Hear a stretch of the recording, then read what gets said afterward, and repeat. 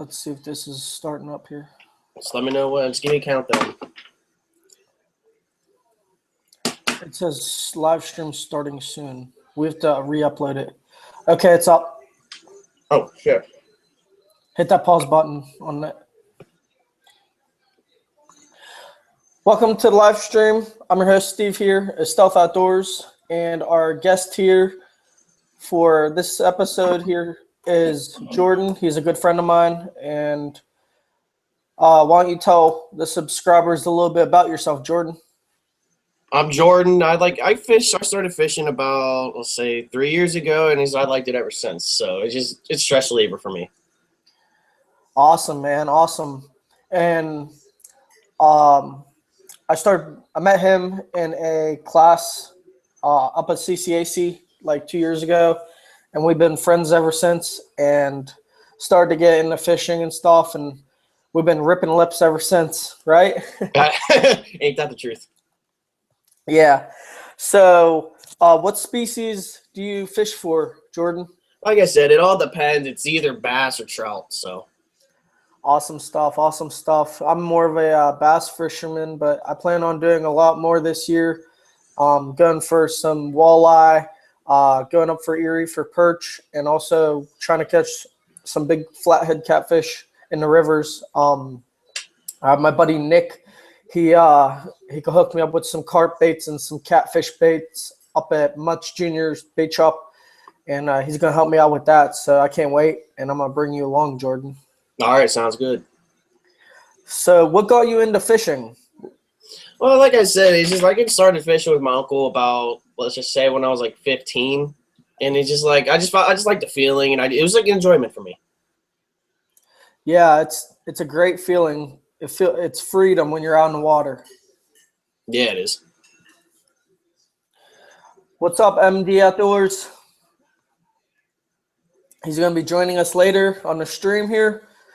So thank you guys for watching. So Jordan, what's your favorite type of fishing during the summer? You mean like type of baits wise, or? You said you go for bass, right? Yeah. All right. What's your favorite baits to catch bass on?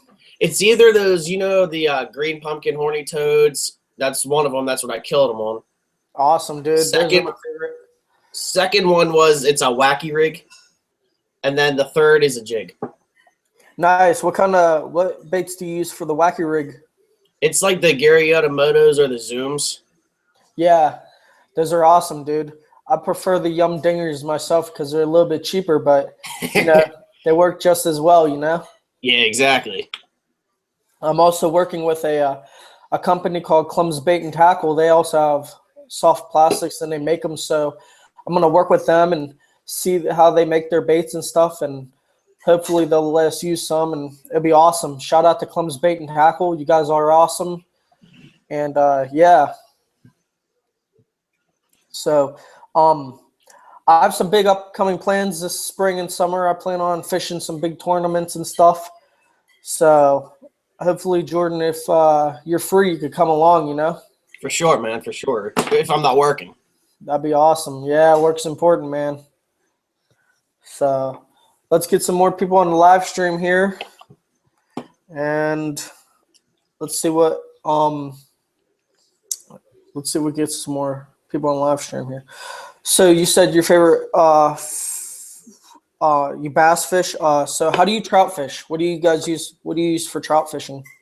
I usually just use a worm, a bobber, and a little bit of weight and just cast it out there. Yeah, that's awesome, dude. Because I'm not really familiar with trout, but I'm trying to plan on it. I heard you use those little tiny worms on tiny hooks. Yeah. Pink. I heard pink is awesome. I've never tried that, but I hope to soon when the weather gets nice. Yeah, definitely. I don't know when they stock it, but that'd be pretty awesome when they do. It's about in like June-ish or like around then. Yeah. That's awesome, dude. But yeah, I only caught one trout in my life, so I haven't really been able to like get out there and trout fish. I have a buddy Rob that does the steelhead up in Erie, and he catches monsters all day long.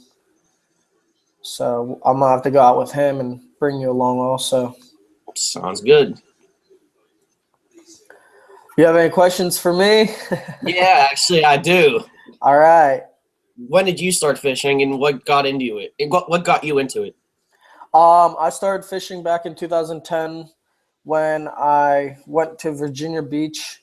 My mom decided to just, buy me a rod, and I started to get into it. My neighbor always used to talk about taking me up to camp, and I figured, why not try at the beach? And I didn't catch anything at the beach that time, but after that, I started getting to it around the Three Rivers here, and it's been great ever since. I caught a huge catfish my first time out, and that was down at the BY in Trafford, and Yeah, I have been there. I've loved it ever since, dude.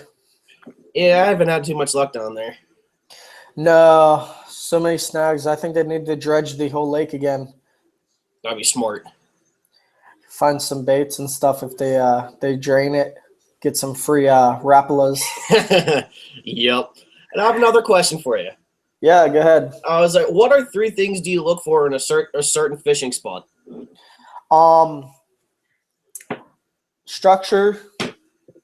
How the structure is on the bottom of the water. If I can see it. If I can't, like if I'm fishing from shore, it depends on the structure and if the water clarity and the depth. Those are the 3 important things I look for at least. Because if it's like 20 feet deep in that spot and it's grass, you want to throw like a jig or like, something like a shad type bait or something like that. All right, I got a couple more questions for you. Yeah. What are your go-to baits, and what do you try to avoid? Like, what baits do you try to avoid? Well, the last year I got more serious into bass fishing. And before then, I would just throw a hook on a worm on a hook and just throw it out there and see whatever I caught. But last year, I started getting into wacky rigging, Cincos, and those have been working wonderful for me. And I've also been doing Texas rigging on lizards and other soft plastics. And also, I like tubes. Tubes are an excellent choice because you can use a tube jig head, or you can Texas rig it, or even Carolina rig it if you need to. So I like using those. And on my top water column, I like using a soft plastic Zoom horny toad because they're durable and they last, and the fish just love them where we are. So they work. All right, my last question is for you. I was like, if you have to list 3 professional fishermen, who would you like to be fishing with? Oh, that's a hard one. Geez. Geez, that's a real hard one. Kevin Van Dam for 1. Mike Iaconelli for number 2, because Ike goes crazy. And for the 3rd one, I'm going to have to say Ish Monroe because Ish is just top of the line. He does a lot of flipping, jigging, and top water. He's known for his top waters, frogging, and I don't know how he does it, honestly. He pulls them out left and right. So how about you, Jordan? Hey, actually, I'm going to go plug my charger in real quick. Do you mind? Yeah, go ahead. All right, 1 sec, guys. Yep. Welcome back to the live stream, guys. What's up, Aiden? Forward fishing. My favorite pre-spawn lure is probably going to be a jerk bait. I ran all out of them last year because I got a lot of snags and money piled up. But I got a lot of snags. But either that or a jig. You can't ever go wrong with a jig. I usually use black and blue for super dark water or green pumpkin. Those are my go-to. And my friend said that I should use purple. So I plan on using purple. I actually have one to the right, to the left of me. So I'm gonna start using that and see if the fish bite it. I don't know if we have any purple crayfish around here, but I know that we have a lot of bluegill. So with jigs, they could imitate a crayfish or a bluegill. So definitely. All right, I'm back now. All right, welcome back to the Stuff Outdoors. Thanks. All right, So, good. well, Aiden here said, "What is your favorite pre-spun lure?" I gotta go with the jig. All right, good choice. It's my go-to. Good choice right there. And also, what about spawn? Because pre-spawn is different than spawn, you know? Yeah, I usually go with soft plastics. Usually, I'm not really a big lure guy.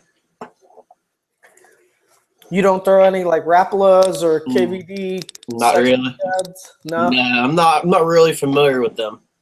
I plan on getting into those this year. It's just, some of them are really expensive, and with being in college, I have to maintain a solid budget. So I'm a budget fisherman, and I usually use the soft plastics because you get more for the money. So That is true.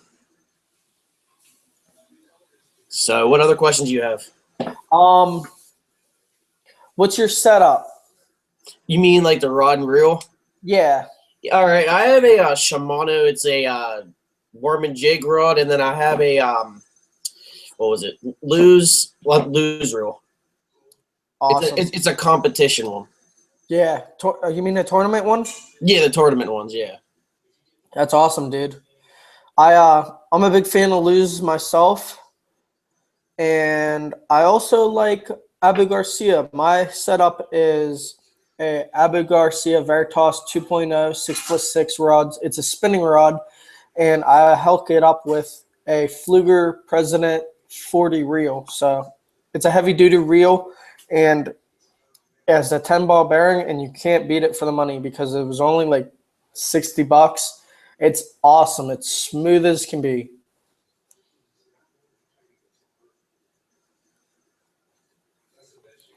I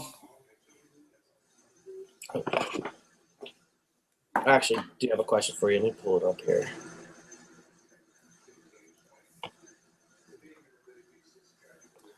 Oh, okay. What got you into there? Well, I mean, what? Oh, sorry. It's all right. All right. What's one thing that spotted you like that you liked about Ish, about his fishing tactics, and what is it different compared to yours? Different than mine is he uses the like the rubber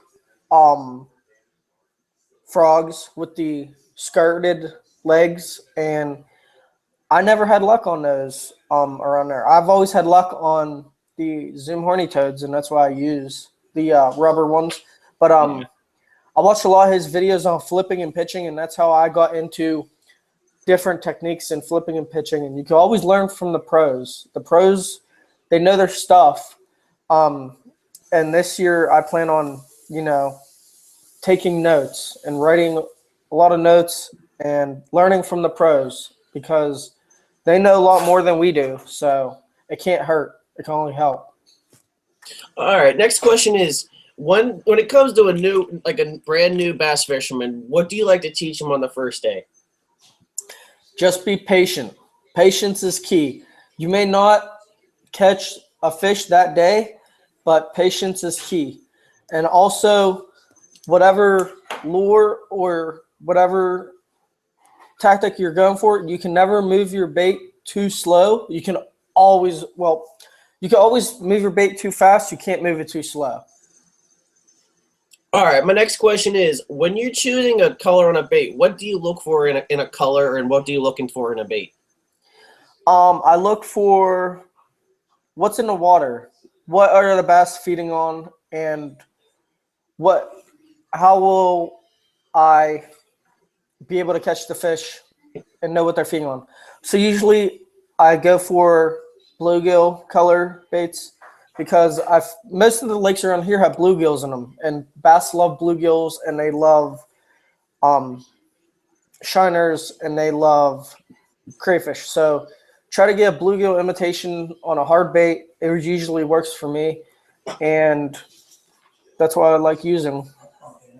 All right, next question is how big was the biggest fish you ever caught, and how was your reaction to it? Um, I caught my biggest bass on a Zoom horny toad at Twin Lakes, and it was a heavy one. It was definitely a heavy one.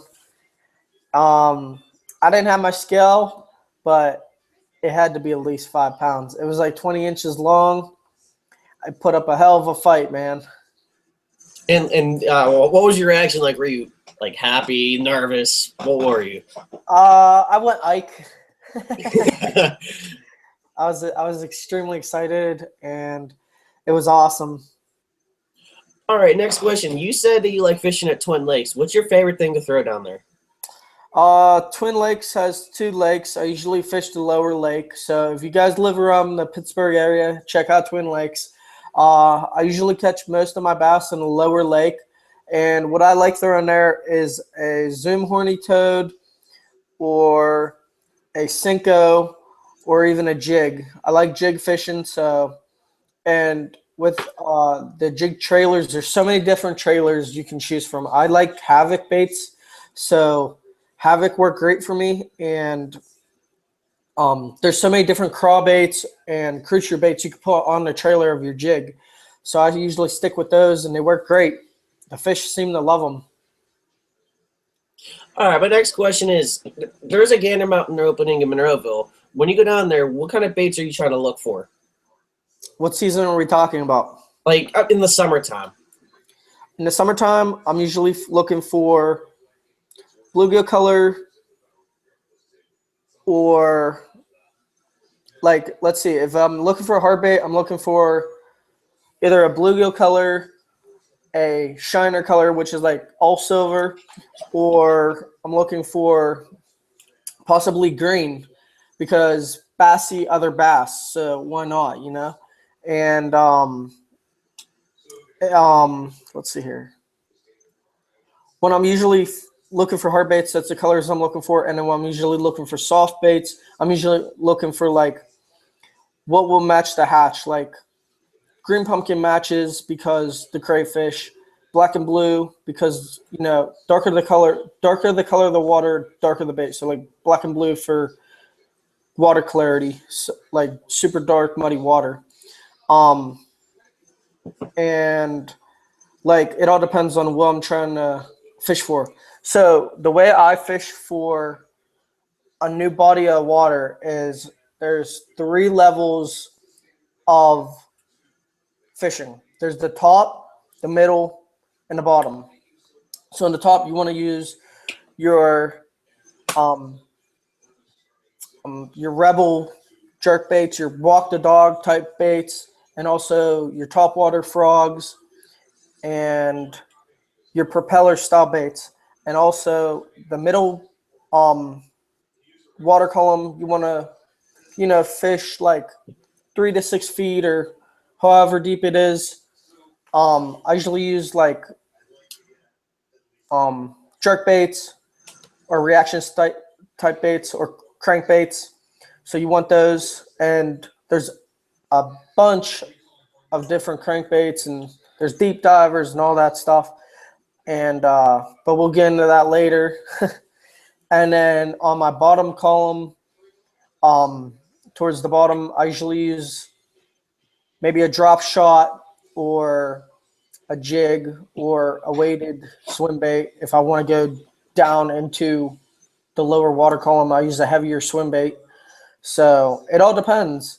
But the way you want to work the water column is upper to lower. All right, to M&D Outdoors, to your question, yes, it is where the bridge is. We have a lot of luck there, and there's big trout in there and big.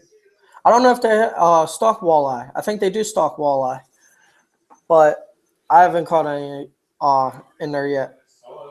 Yeah, like I said, I've been to Twin Lakes once, and I seen a guy pull out a real nice catfish with him and his son. Yeah, they're in there. He used, and I know how he caught it. His son was telling me that he was catching it off corn. and just wrapping it around the hook. Yeah. Usually for like catfish in the river, we usually use bluegill, catch some monsters. Did he work for Bill?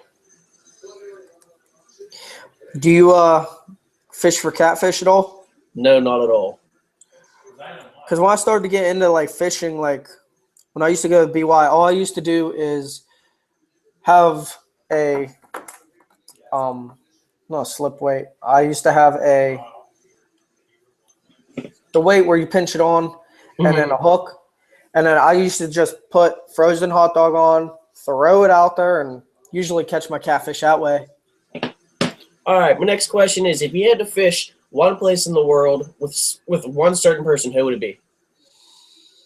One certain person, probably Micah Kennelly on Lake Okeechobee. Okay, that sounds fun. Yeah, definitely. And then, all right, let's say you're fishing with somebody on a boat that's never been on a boat that wants to go bass fishing. What do you try to tell them to do, like on the rivers? On the rivers, I just want to go. Well, I don't have a depth finder, but I just want to go and find a spot that has good coverage and that I think will hold fish, such as like bridge pilings or sticks hanging out of the water. Like if we're going for bass, that's what I think that would be. Or under docks. I love skipping docks. It's my favorite until we get yelled at. But Yes. I love doing that with a Texas rig.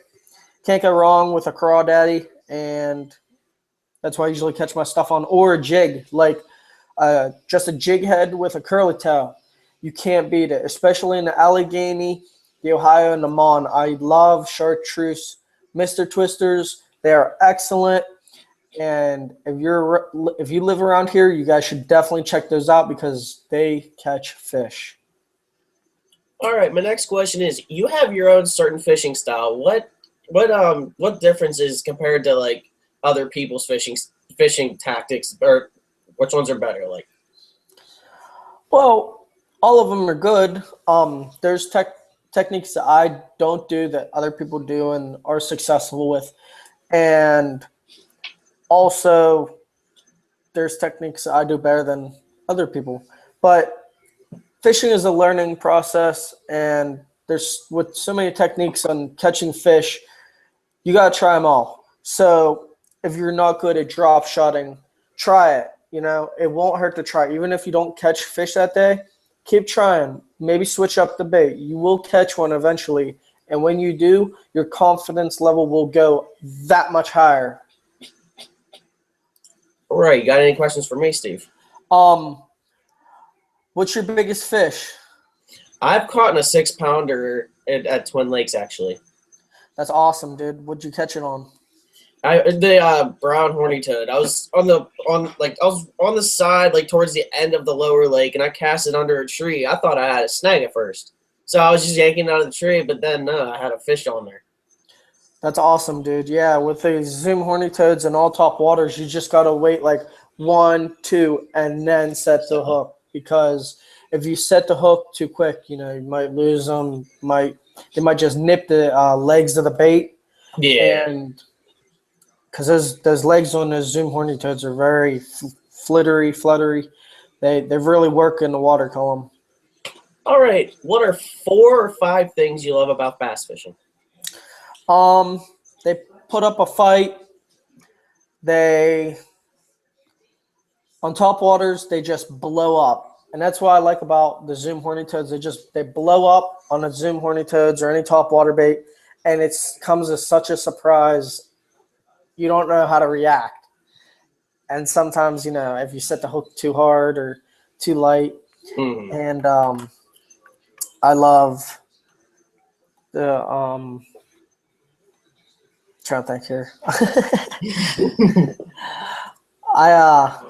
I just love fishing. I love throwing stuff out there, and if I catch them, I catch them, and if I don't, I know what to try next time. Try new stuff, and it's always a mystery when you go out to a pond or a lake. what are they going to feed on today? They could be feeding on crayfish that day. They could be feeding on shad that day. They could be feeding on bluegill that day. It all depends. And especially with the various weather patterns we have here in Pittsburgh, you never know. You just never know. All right. So you're telling me one day saying you go up to Michigan. What did you catch up there, and how big was it, and how was your reaction to it? Wait, I didn't hear that question. Oh, I'm sorry. I was like, you were telling me one day you were up in Michigan. I was like, so what was the biggest fish you caught, and how was your reaction to it? I caught a bunch of smallmouths up there. We usually go on Lake Milicokia, and I love fishing up there. And also, my buddy Tommy, his wife, caught a huge walleye. My first trip up to Lake Michigan, Lake Milicokia up in the UP up there, she caught a huge walleye. This thing was like 40 inches, all right? And so I didn't know anything. This was back in 2010 when I was just brand new to fishing. I figure, I see these pros lipping these fish and holding them by the mouth. So I figure, yeah, I thought it was a bass. I figure I could go do that. I was wrong. They were like, no, no, no. And then I held it, and then it had big teeth. I'm like, oh, I didn't know there were fish with teeth. And so after that, I started getting more serious into fishing and the different types of fish and stuff. And Lake Michigan is always fun. You catch big smallmouth, but I haven't fished Lake Michigan, but we usually go up to Lake Milicokia and fish. And there's a few surrounding lakes up there, up in Curtis, Michigan. We have an excellent time. So if I'm not down at ICAST this year, I plan on going up there and doing some big fishing, and I'll vlog it for all you guys, and it's going to be awesome. I can't wait. All right. Second question is, have you fished in any tournaments? I have not fished in any tournaments. I do plan this year. I'm connecting with some guys up at Slambo Lures that are going to introduce me to fishing. I plan on becoming a co-angler because I have a 1955 boat with a 9.9 on it, but they have Ranger boats and big real fishing boats.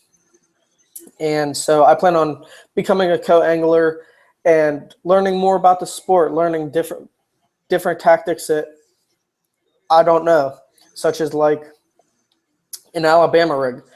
I've never thrown an Alabama rig, so if I get what's nice about being a co-angler is every tournament you're with somebody different. So maybe the last person was a flipping person. Well, this person, the next tournament, that the person you get paired with maybe a cranking and know more about hard baits than you do and could teach you a lot. So it's always a learning process, All right. My next question is, I know a lot of people ask what's the proper way to hold a bass. What is that? Well, if the bass is pregnant, you don't want to hold by the stomach, especially in pre-spawn, spawn. And when pre-spawn and spawn, you definitely want to get back into the water ASAP. And you don't want to hold it by the sides like this because there's a coating on the bass. And if you drop the bass on concrete or something, that could hurt. Well, it hurts the bass, and it also takes off that coating. But I usually lip them, and I hold them directly up, which paralyzes the fish, I think, for a moment whenever they're out of the water. And we take pictures and safely put them back into the water. But always practice catch and release because that 5-pound bass that you just caught probably took 5 or 6 years to grow that big. So there's some monsters out there, but they're older. So, you got to take care of the fish when you get them out of the water. And there's different techniques on if they swallow the hook. Also, I like getting my pliers. I have these sharp pliers, and I cut the hook, and you cut the line, and you can feed it right through the gut of a bass if you gut hook it. I've saved plenty of fish by doing that. and there's tons of YouTube videos on it. So check that out. How do you handle a fish, Jordan? All I got to do is like, I know you were saying that you're supposed to not hold it by the stomach. I just grip it on their lip, but not Yeah. too hard, because if you do that, you can break their jaw. I mean, I see people like doing this with the fish. I'm like, no, that's not right. You're supposed to hold them, take the hook out, put them back in. Exactly. Make sure you have to revive them though. Yeah, but that's the thing. Like, I see a lot of people that, they try to revive them and they're moving them back and forth. You don't want to do that because the water goes in through their mouth and out of their gills. So if you're pushing them backwards, it's going the opposite way and can damage your gills. All right, the next question is, if you had to fish with 3 people that are like famous on YouTube for their fishing channels, who would they be? Hey, we got shout out, by the way. Hey, Genuine Outdoors 02, what's up, man? Thank you for the shout out. We're gonna give you a shout out now. What's up, man? Thank you for watching. What was that question, Jay? All right, I have another question for you. Anyways, I know you said you guys went to the outdoor show. How was the outdoor show? If you had to rate it 1 to 10, how would it be? The outdoor show was like, it was okay. I went down to the Pittsburgh Outdoor Show, and it was its first year, and I expected a lot more fishing stuff. But I did meet some awesome guys. I met some guys. I met Nick Folk from Folk's Custom Baits, and he paints these wonderful hard baits and crankbaits and lures. So if you have any you need painted, send them his way. Tell him we sent you. He's awesome at it. I don't even know how he does it, but they look awesome. There's some colors I've never even seen, and I've seen a ton of hard baits like Rapala, Strike King, whatever. This dude paints these, and they're just out of this world. But I met him.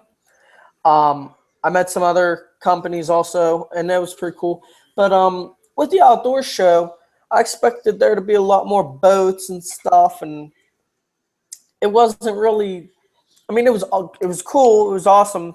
We got to meet some new people for the channel and introduce myself to the channel and do some interviews, which are up on the channel now. But there's a lot of hunting, and they have so many excursions like, oh, come up to like Michigan or come up to like Oklahoma, like you expect more outdoor stuff, like real outdoors, not just, sign up to win a vacation. So, but I enjoyed it other than that, but need more fishing and hunting stuff, like more local businesses, All right, my next question is, did you ever hear of the Tireless Project? Actually, I have the Allegheny Cleanways. Is that what you're talking about? Yeah. And what is your response to that? Like what they do? My response is that those guys are awesome. Cleaning the rivers is great because our rivers have been way cleaner now than they were 20, 30, 40 years ago. And they become great fisheries, which is excellent for people that want to get out on the water. With the Tireless Project, I plan on doing a few videos with them this upcoming summer and spring. They launch in Harmerville, I think, on the Rachel Carson. It's a pontoon boat, and they pick up garbage and they clean the rivers, which is awesome. And it's voluntary. So if you guys want to volunteer for helping us clean the rivers, that'd be awesome. I'm going to post more videos on that. And yeah, I love them. We need more organizations like that to keep our waters clean. So it definitely helps us out, and we like helping them out. All right. Next question is, would you like to host your own fishing competitions, or would you just rather just go out to other people's? If the channel gets bigger, I might host one, but until then, if we all collab like a bunch of YouTubers, we could definitely have one around here. I was talking to One Rod, One Reel, and he said he might come up and we could go up to like Twin Lakes or something. That'd be awesome. Oh yeah, for sure. He has a bunch of subs. I think he's up to like 100,000 subs or something like that, which is far beyond what I am. But we're growing every day, man. We're growing every day, and that's what matters. So, but yeah, I can't wait to get into these tournaments, and but I just love this sport personally. It doesn't matter if I win or not because the sport is just. I love being outside. I love being on the water, and I love to know like how if I go on the water, if I throw this bait, how am I going to catch these fish? Or if I catch them on a Cinco that's purple, what are they eating on? What do I have to throw that gets them to bite my bait more? So. All right, next question is, how do you usually tie your knots when you're in fishing, and how do you know when to take the bait off and re-tie it? And I usually throw. Let's see here. I think I have 10-pound fluorocarbon on my line, and I love fluoro because it's invisible. I used to use mono, but I think fluoro is way better. It has less stretch. And it all depends. Like if you have a bait and you're in the rocks, you're in the timber, you have a lot of debris down there. If you're not using braid, and it gets frayed up, you definitely want to check your line often because that little niche in your line could, you have a big fish on it, could cut it, lose that big fish. So always check often on your line and, take care of your line. And also check out Gamma Line. I did an interview with them this upcoming outdoor show in Monroeville. And guys, I'm telling you, they are way different than any other line before. I've had Stern. Who else have I had? Berkeley, Trilene. I've had a bunch of line, but their line looks, I can't wait to try it out. It looks way better than everyone else. They have it's like different copolymers and stuff. It's insane. all right, you said you had an interview with Gamma. What did you like and what didn't you like about the interview? Gamma, I like their interview because what the information I learned, it's way beyond what I knew before. All I knew that there were braid, there are fluorocarbon, and there are mono. And I thought, there'd be like 2 or 3 different like fluoros or, one mono, but there's a bunch and it's down to the nitty gritty. And theirs is just way different than everyone else's. It's just, they have this like process and it's science. It's really science. So go check the video out. I'm going to post it in the description. It's called Gamma Line, and I did an interview with their president. I think his name is Dale, pretty sure. And it's awesome. All right, my next question is, have you ever fished up in Canada? I have not fished up in Canada, but I've been to Toronto a bunch when I was younger. Went up to the Hockey Hall of Fame. I'm a big hockey freak, so I played hockey for, let's see, like 18 years. And I've been skating since I was 2.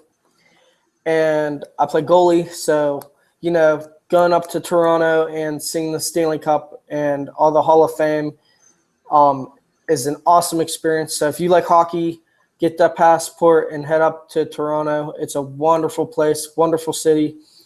And I plan on going up there eventually one day. It'd be awesome. All right, my next question is, besides fishing and outdoors, what else are you into?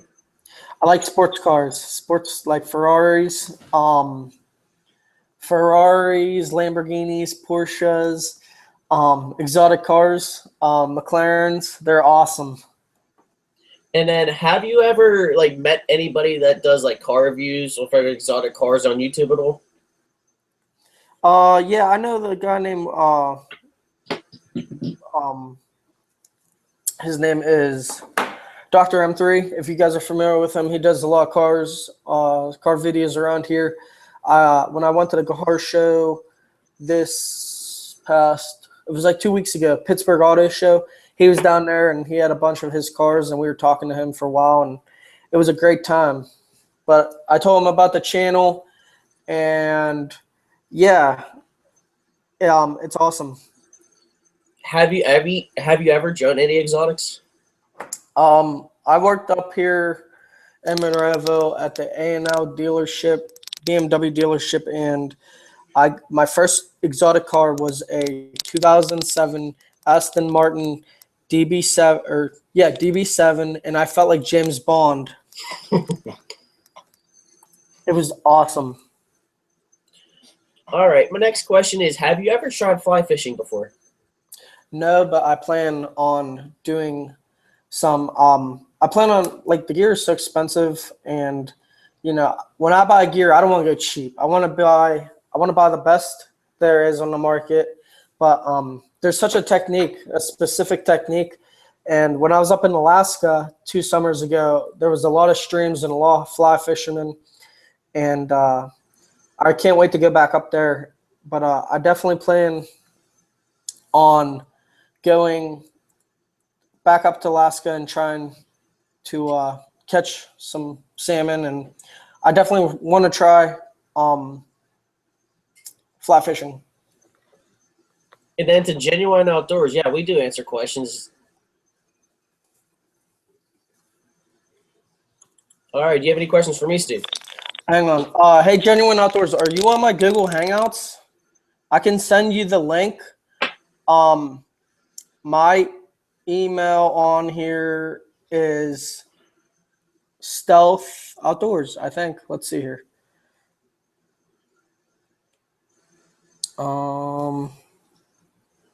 Yeah, that's my email, right? Stealth Outdoors, right, Jordan? I'm pretty sure you know. Yeah. So just just add me and I'll send you the link. You can join in, dude. And then you also got to remember, you got to add him into your circle for a video or the live stream. Remember I that. think so. Shout out to Brandon from Slambo Lures. You guys are awesome. Love working with you guys. Can't wait to see you guys at the West Virginia Morgantown Outdoor Show. Can't wait to do another video with you guys. You guys rock. Slambo Lures is where it's at. I showed you that spinnerbait, right, Jordan? Yeah, you did, yeah. Man, that thing is sweet. Custom gear is the best gear. Just remember that, guys. You can have a Strike King spinnerbait. You can have the main name brand gear, but when you get to customization with different lure companies and different products on the market that aren't known as, like, there's some companies that may be better than Rapala, that may be better than Zoom or Gary Yamamoto, and they maybe even be local. So definitely try out your local dealers and try out your local lure makers, because you never know. They could have a much better product than what's on the shelf at Dick's or Dunham's, or Gander Mountain. All right. Next question. What are the best times and the bad times to catch bass? There's never a bad time. No, what I mean is, like, what part of the day do you catch more fish? Like in the mornings, midday, afternoon, night? I never really fished at night. The only time I ever fished at night was when I was up at Lake Michigan, Millicoki Lake, and we were on this tiny little boat, and that time I only had a worm and a jig, and I caught a bass or two, and um, that's about it. But I plan on taking my boat out this upcoming season and doing some night fishing. I got some new lights on the boat, so safety first, especially when you're out on the boat at night. It's kind of scary. My first time on the boat at night was everything's pitch black. You could be the only one on the water, and you don't know if there's a tree stump in front of you or something you might hit. So you definitely have to be aware of your surroundings, and also carry your phone on you, because if you need to call somebody to get rescued, and always let people know when you're going out on the water. So I usually let a few of my friends know, or my parents, so I keep in contact with them on the water, so they know I'm out there and they know I'm safe, and I stay in contact with them. All right, cool. Good to know. All right. Let's see here. Hang on. Okay.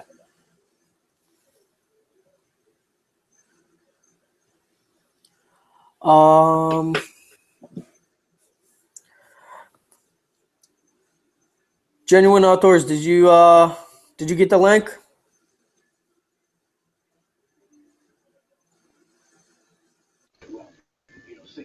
There he is. He's on. Yeah. Hey, what's up? Does it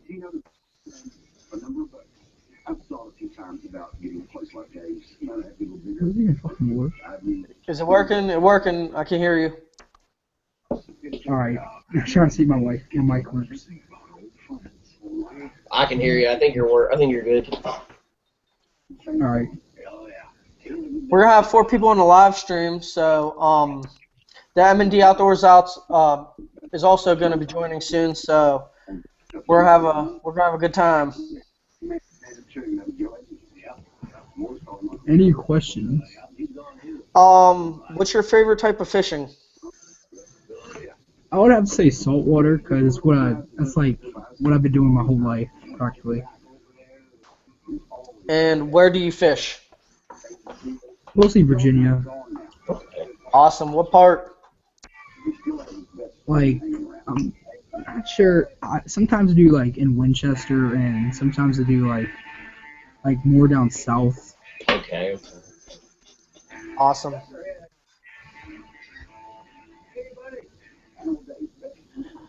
All right. My question is for you. What was the biggest fish you ever caught in?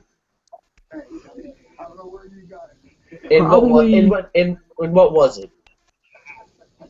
I call this 30-pound mahi, and when I was on this charter boat down off like in the Atlantic, that probably have to be the biggest fish. Okay, cool. That's awesome, dude. What part was that again? I got it in the Atlantic Ocean, like right off of Florida. Nice.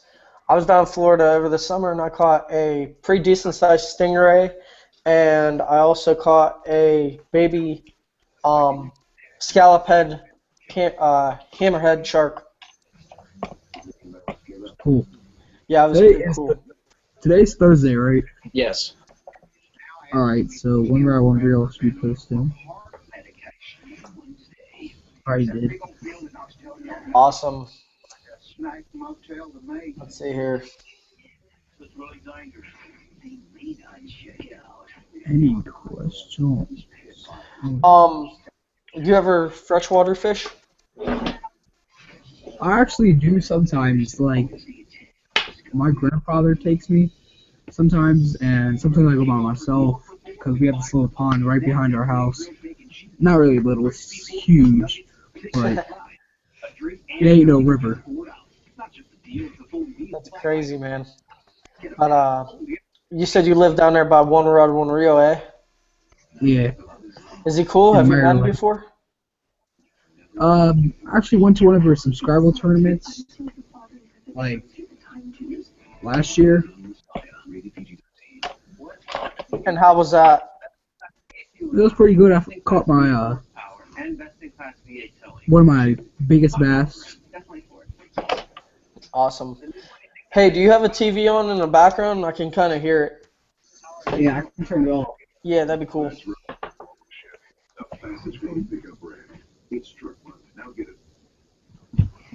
There you go. That's better. Because, like, it's literally, like, right up. Right there. Let's see. We're trying to get M&D Outdoors on the live stream here. He's sending me a message back here. So, yeah, Stealth, I gave you a shout-out. Since, like, you seem like a pretty cool dude, and just trying to grow your channel and all, so. Thanks, bro. I appreciate it, man. Send to you, man. But I love fishing, man. That's what my life's about. If I'm not playing hockey, I'm fishing. So If I'm not hunting, I'm fishing. nice. What do you hunt for? A lot of things. Sometimes if I go, like, way up north, I do some elk, but usually it's either deer or ducks and goose and stuff.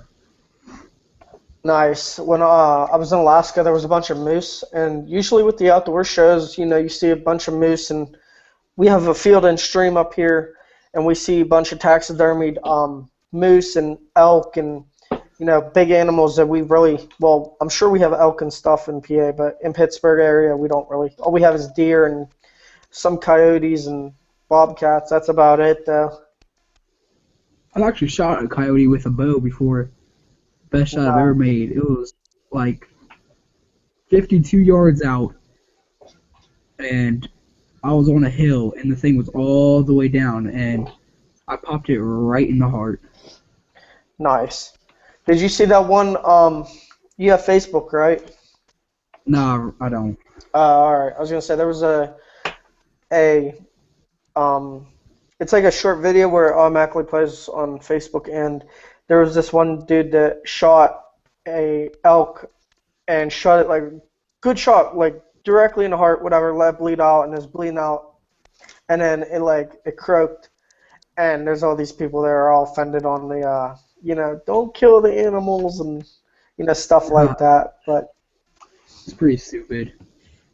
yeah, you always have those people that say, oh, you can go to a grocery store, but what they're doing in a grocery store could be worse than what hunters do. You know what I mean? Yeah, because you don't know what happened behind that wall. Exactly. I mean, with deer, when I get deer jerky or stuff like that, I know where it's coming from. I like to know where my food's coming from. If I get like beef, they're most likely from my friend's farm or something along the lines of that. So know where your food's coming from. All right, Stealth. I got a question for you. Yo, Jordan, All right. go ahead. All right, you said you had an interview with Gamma. Did you have any other interviews with anybody else? I mean, besides Slambo.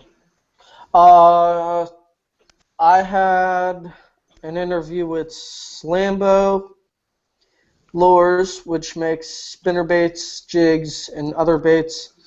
And the owner's name is Brandon. So if you go on my videos, scroll down to Slambo Lures, check that video out, guys, because you will love that video. They have so many different products.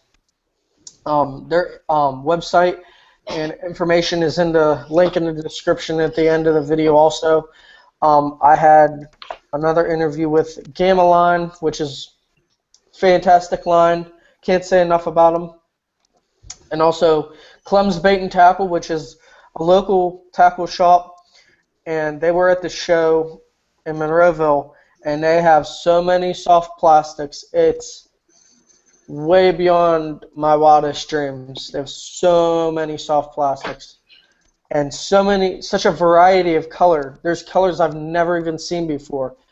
And you and me, Jordan and I usually go to like shopping and stuff and go to Dick's and Dumb's, and this place we usually see the regular colors, the black and blue, the green pumpkin, and all that. These guys make custom baits, and they are wild. They are so wild. so many different colors, and that's unique. And you never know if you're going to catch your personal best fish on that color. So you never know.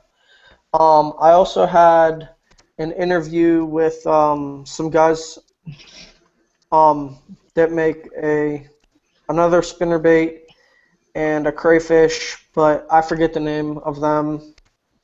That's Shimmer. Yeah, they were cool, I guess, but Slambo is better. Slambo is way better, dude. Their uniqueness on their blade with Slambo is bar none insane.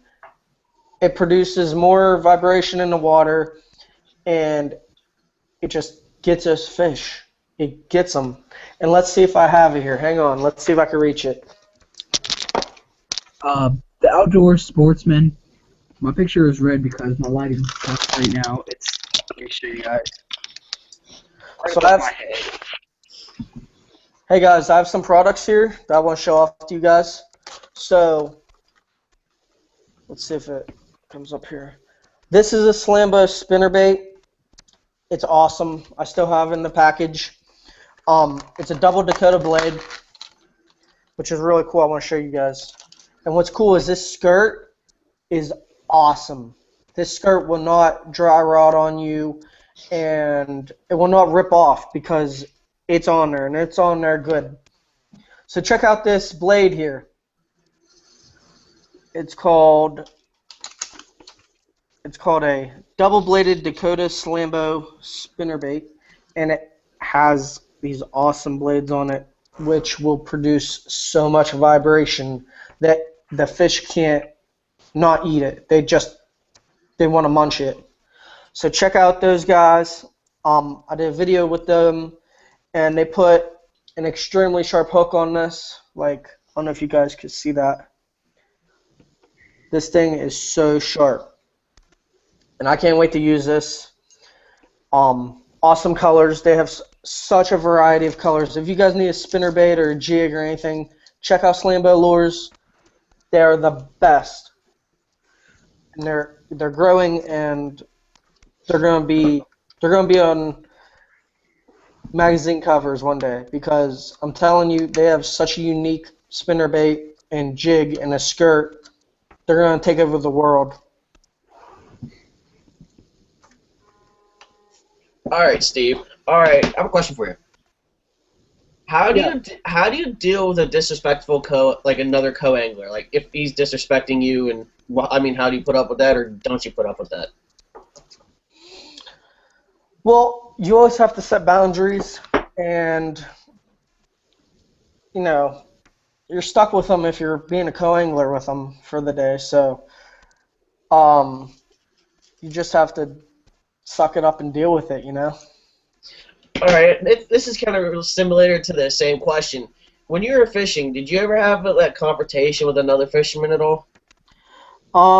I've had a few confrontations with some local people that own docks around here. I try to avoid confrontation as much as I can, because I was always taught growing up, just walk away from the situation, it'll be fine. But when I was younger, I used to go on the docks and fish, and I used to use those scrub tails, Mr. Twisters, on a jig head, and I used to pull out fish left and right. Well, there's a few docks I got kicked off of around Allegheny and Verona, and I'm not going to name names, but I'm sure if he sees me, he'll know who I am. But, yeah, I've had a few confrontations, and it's cool to act tough and all, but you don't own the water, you know what I mean? So, and if you guys want to see a good fishing fight, Andrew Flair has the best fishing fight on YouTube, hands down. Andrew Flair got it. It's so funny. So go check that out too. Tell him I sent you. How about you, Jordan? What do you do when you have a argument on the water? I only had actually one confrontation. I was at Twin Lakes. I was fishing on a corner, and apparently there was this guy and his girlfriend. that are on to the side. Apparently, he said that I crossed his lines and I was like messing with his fishing, and he was just start MFing me up and down. And like I said, I kind of just walked away because I didn't want to start anything with anybody because fishing's my hobby. Fishing's like, I enjoy doing it. I don't want to be stressed out by some other, sorry, my LA language, an asshole fisherman. But it happened, but that was my only confrontation, and he kept eyeballing me down afterwards, so I was like, whatever, it's alright. I'm doing what I enjoy, so. Yeah, exactly. How about you, dude? I've actually never had a confrontation. Actually, if you could call this one, I was fishing and some little kid came up and pushed me into the water. Nah, I And don't consider it. I got out, and his mom grabbed the kid by the back of his shirt and started whipping him, and like it was it. I feel sorry to say I laughed so much that day. That's funny. Yeah, I was there with Jordan's incident, and I didn't have any words. I should have videotaped it, and I probably would have had a million hits if I videotaped it. It wasn't as good as Flares, though, let me tell you that. Oh, no. Oh, yeah, so we usually find, all right, so, Genuine, do you have any, like, apps you use to find new locations to fish? No, I just use like YouTube, what people are telling me, and like I use my Instagram and everything else. People Yeah, just tell me where to go. And some places I already know since I've been fishing there for like the past 12 years. that's awesome. So I have a few apps I want to share with you guys to help me locate new bodies of water, and especially ponds, because me and Jordan love fishing ponds. Um, the first app is called FishBrain. If you guys can see that, I don't know if it's backwards or not, You're good. but with FishBrain is you can go to your location on the map. Like we're here in Monroeville, PA. Let's see if this focuses here. I don't know if it can focus here.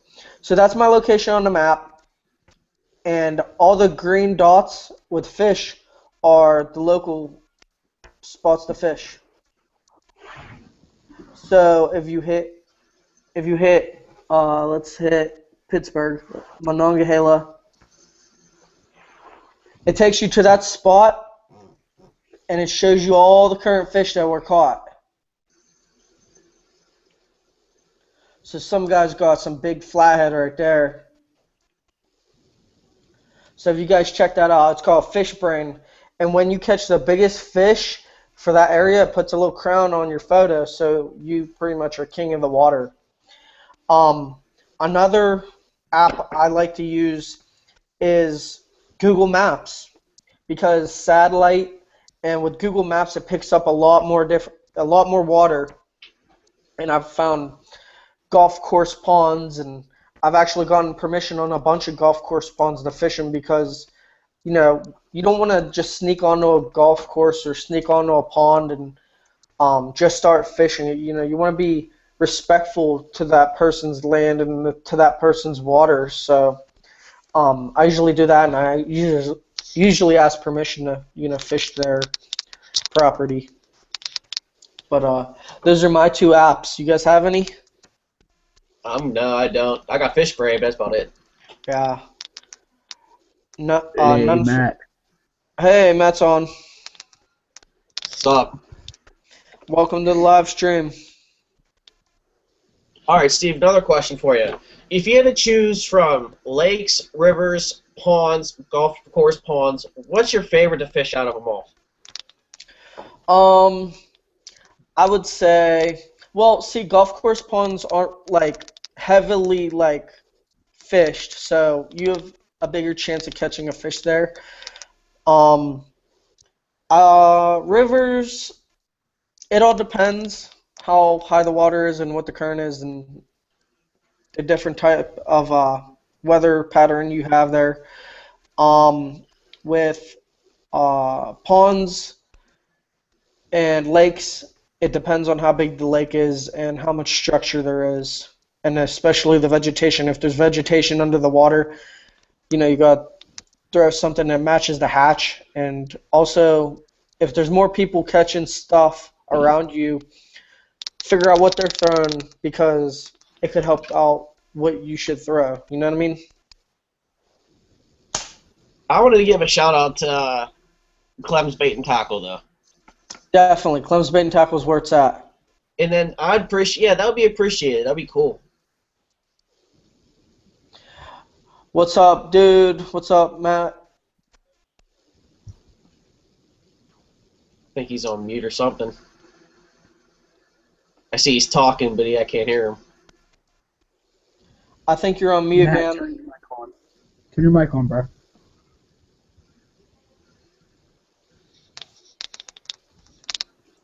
You press something. I don't know. We can't hear you, dude. So, The Clem's Bait and Tackle, much appreciated. and we love working with you guys. Let's see here.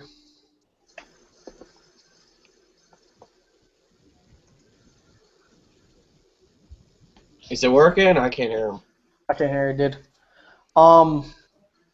Matt, your mic's not on. Can you hear us?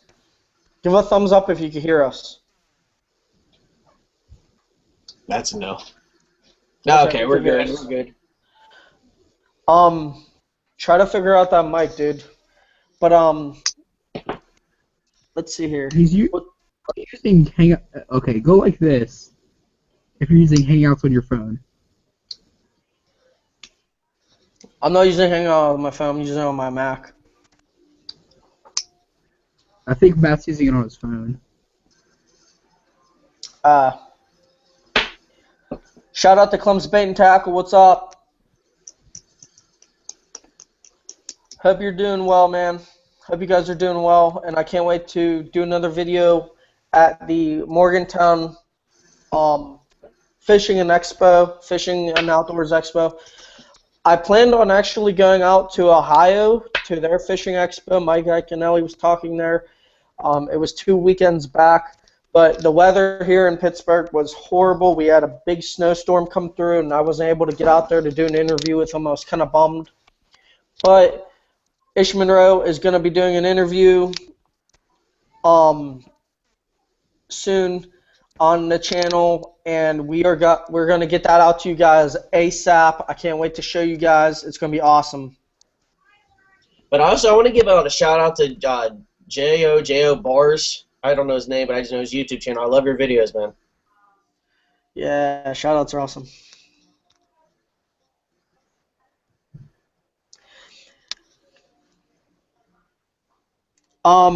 Jordan, where are you from? Murraysville, Pennsylvania. And where is Genuine from? He's not on there. He'll be back. Jordan's from around here. He went to the show with me on, what day did we go to the show? Thursday. I wanted to take a preview. So.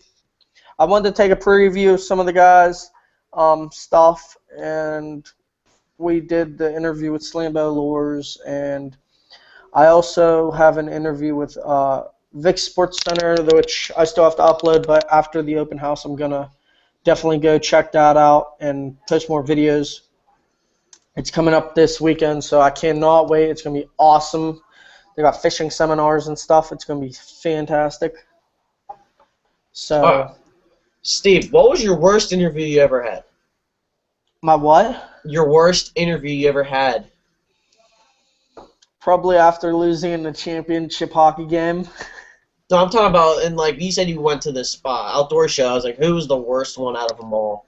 I mean, no disrespect to them, but none. They're all good. Just my only issue really is just not stuttering on camera, not Yeah. staying, looking in the camera and not getting that fright, that stage fright. Yeah, you'll Because get over that. you're the only one there, you're like how I'm talking now. Like you're the only one at the camera, and I feel like I'm talking to all my friends, which I am. So, All right, next question is what are your favorite type of fishing boats? Like Ranger. see, that's such a hard one. I was looking at a tracker. I was looking at a Tracker Pro Team 175. I really like them. You can put, I think, a 75 horsepower on the back of it. Usually goes around like 40, 45, but remember, it's not the speed on the water, it's the safety on the water. But also, I was looking at those because I was looking at aluminum. I have an aluminum boat now, and it's a 1955 Alumacraft 14-foot with a 99 Merc on it, and it flies up and down the river. It leaks a little bit, but But I plan on getting a bigger boat, and definitely probably aluminum, because aluminum's a little lighter. I currently have a Dodge Dakota, which I currently plan on pumping up maybe to like 1,500 maybe whenever I get my tax return. But yeah, But what was my question? shout out to the MD Outdoors. It's all right, bro. You can fix that audio problem. No worries. We'll be on here till about 8. So Oh, all right. How many bass and how many other species of fish did you catch in one sitting? I caught a drum. And this was over by Neville Island. I don't know if you're familiar over there, but over there we have this place where we drive, and then we have to make a left and drive like by the train tracks, and it's like right next to the train tracks, and then we have to park and then walk down like this steep place in like this inlet. It's a creek inlet, and I'm trying to remember the name of it. I'm gonna look it up, but we caught so many fish. I caught a drum. I caught like 4 walleye. I caught a pike. I caught a bunch of smallmouth. I caught spotted bass. I caught a perch. I didn't even know we had perch in Allegheny, but or Ohio. Apparently we do. But it was awesome. I'm gonna find the name of that right now.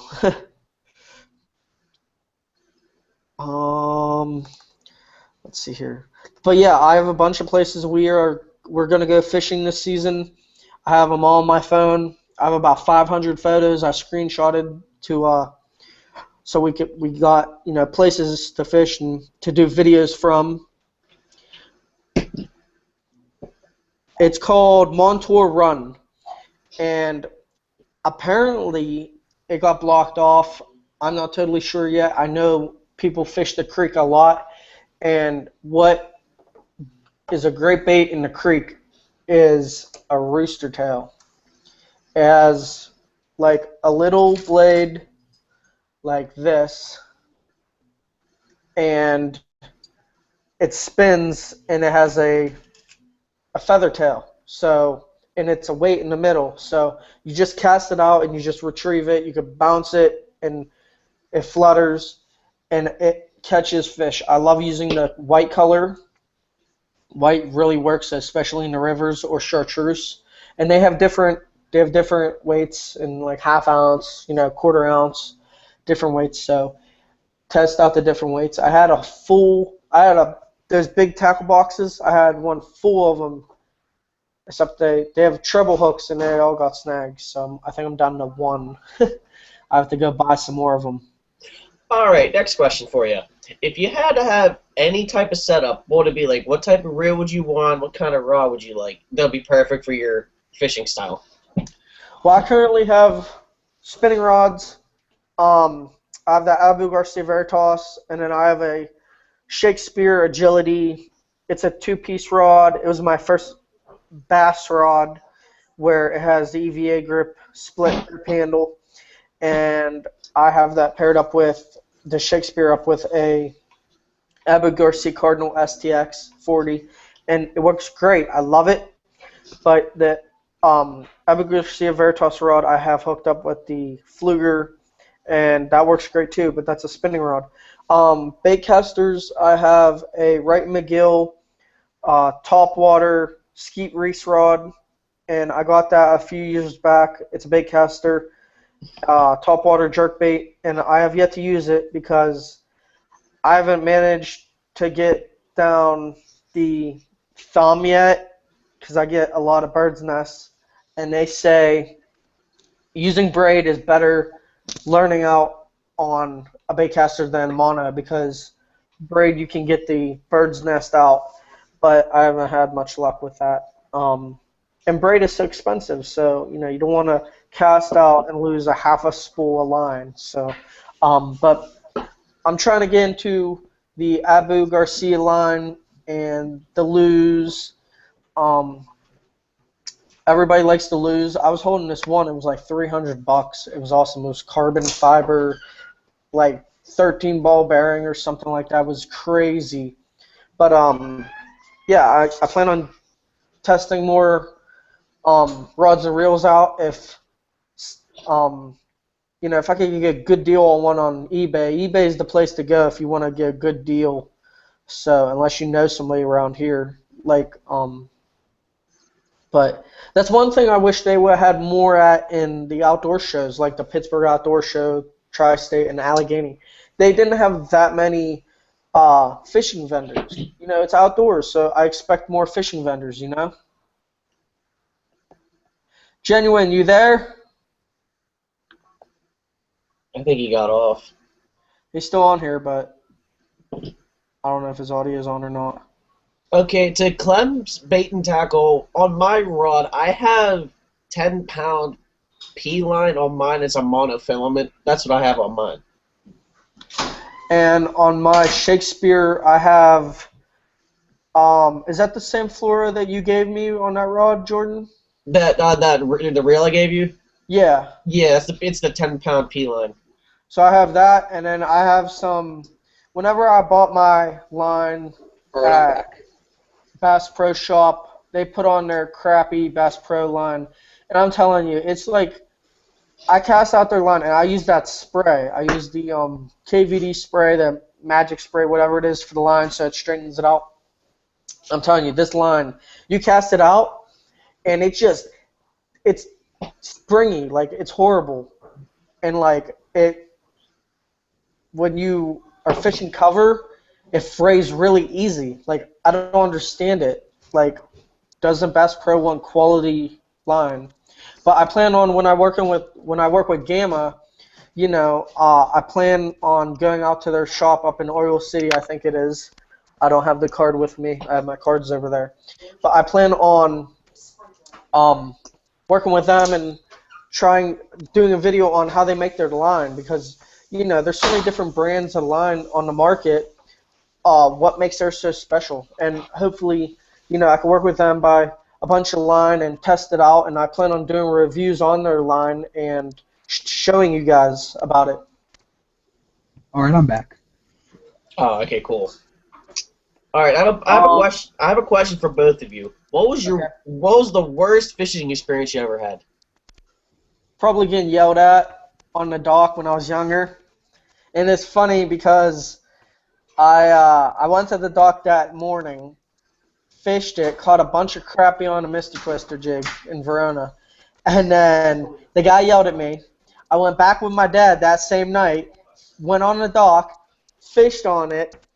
He yelled at us again, and then like 2 weeks later, I went back, and he's like, "I'm gonna kick your ass and this and that." And it was a whole hectic thing. I haven't went back since, but other than that, I haven't had any problems except when I was with you in that one pond, and that guy said he was gonna steal my car.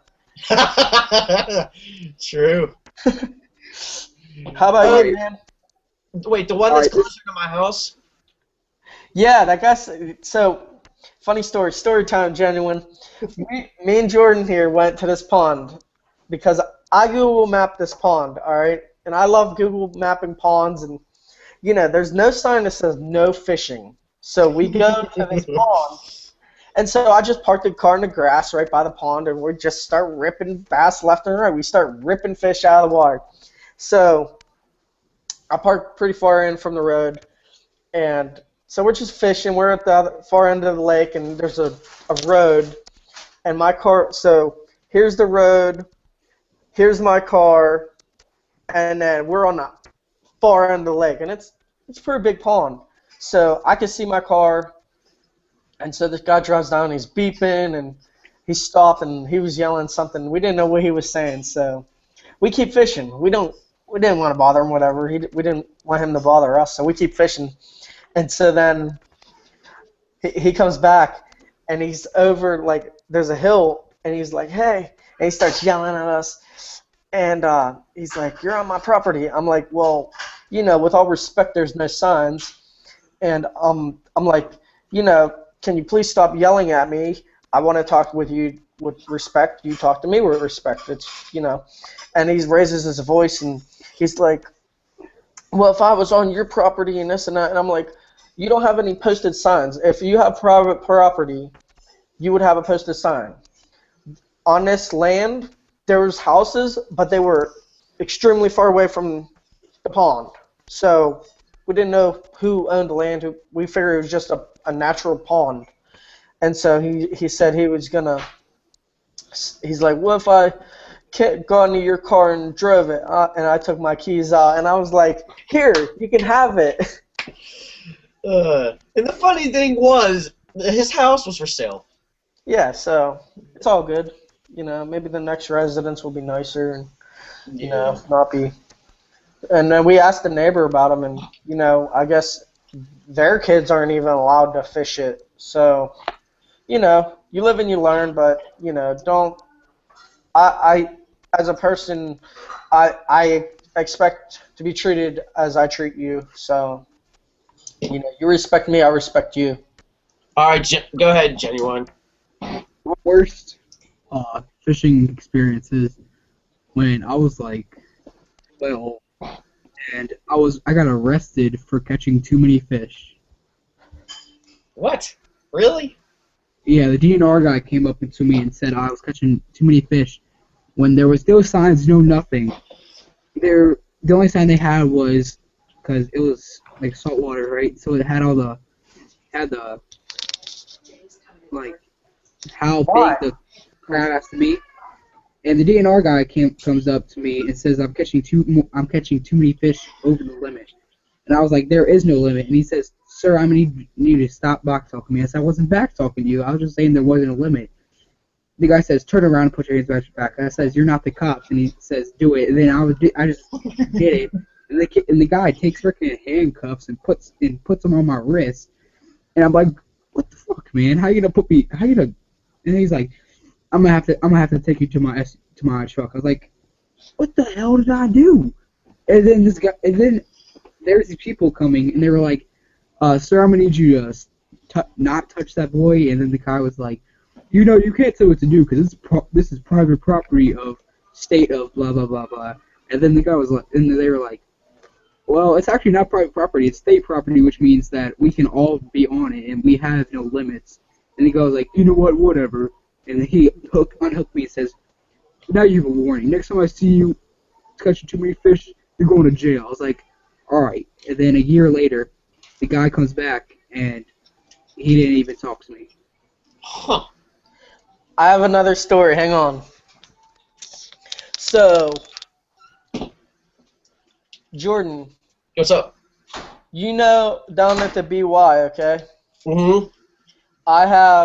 There's that creek, right? Yeah, okay, yeah. And there's that creek, and so I was down there with my friend, Bob, Pellegrino, and so we're down there, and we have our fishing rods on us and stuff. We didn't even throw a line in the water, all right? So this DNR, whatever, the water authority. All right, sorry to cut you off, but I'm going to have to go. All right, man, no worries. Hey, we'll, I'm probably, let's see here. I think I'm going to live stream, let's see here. What are you doing Tuesday? You free Tuesday? Yeah, probably. All right, let's do it, bro. Hey, let's tell everyone to watch the live stream, all right? Let's share it. Does 6 o'clock work with you? Yeah. All right, sounds good. Tuesday at 6, man. All right, see you. See you then. I'll see you. Have a good night. You too. Thanks, man. All right. My next question is, what is your best fishing experience? Hang on, we have a question here. So what you're saying is you're an outlaw GO2. What's that mean, outdoor sportsman?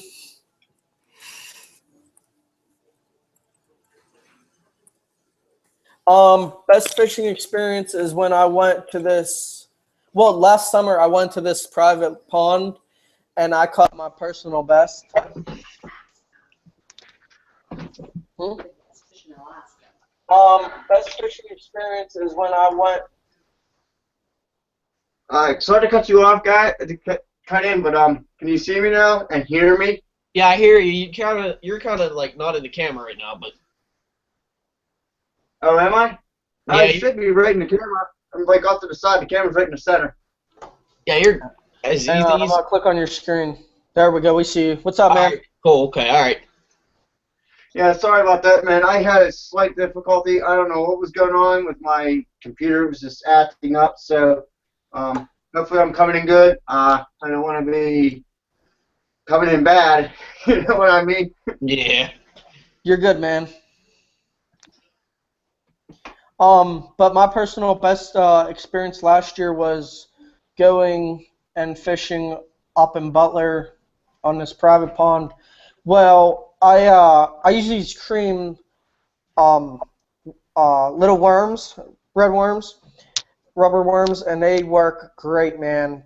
That's why I started wacky rigging on early in the season, and I was catching fish at the BY. And what's cool is you can drop shot those little cream worms, and they work excellent as a drop shot bait.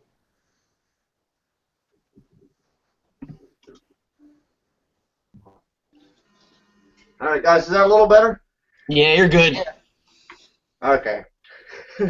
Sorry, about anyone man. It Yeah. was so frustrating. I was trying to get it to work right. Anybody that's watching right now, if you haven't subscribed to any of our channels, go ahead and give us some support and all that.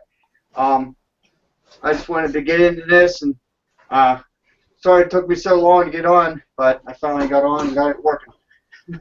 So if you guys have any questions for me or any other questions I might have missed, go ahead and ask them now, and I'll answer them as best as I can.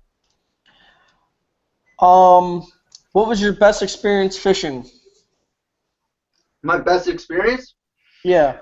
It would definitely have to be when I went fishing with my good buddy that's usually here with me, but he's not today. But I caught some decent carp on this one day with my dough ball that I was using, and the smallest carp that I ever caught out of that on that day was 5 pounds. The heaviest, obviously, was about 9 or 10 pounds, and I caught about 10 or 12 of them in a matter of like an hour and a half. That's awesome, dude. Do you ever fish the BY? No, I haven't. You should definitely try that, dude. Some monster carp, dude. I posted on my Facebook page.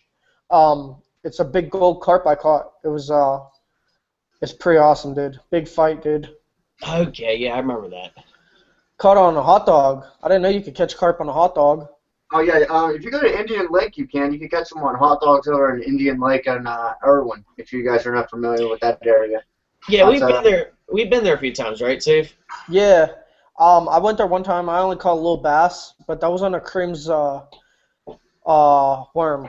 Other than that, I plan on using like a bunch of stuff this year. I think 2016 is going to be the year. We're going to pull some big hogs. We're going to catch some monster catfish.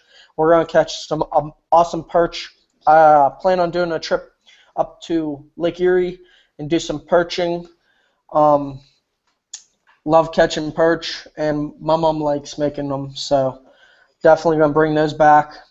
So. Yeah, that's good. And do you mind if I join on with you on your boat this year? Because I haven't actually never fished off the boat before. I never fished off the boat before, so I would like to do that sometime.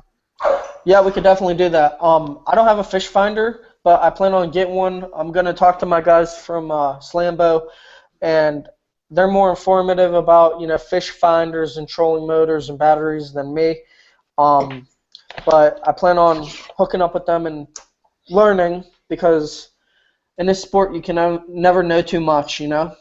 Yeah, that's true. And the way I see it with fish finders, they are helpful. They're really helpful, you know, to get the help you find the fish and everything. But the way I see it is, you should try to be able to find the fish on your own, and just by just looking around and scope out the area and know what your conditions in, what you're fishing in, and the depths of the water by just like by the looks of it. You know what I mean?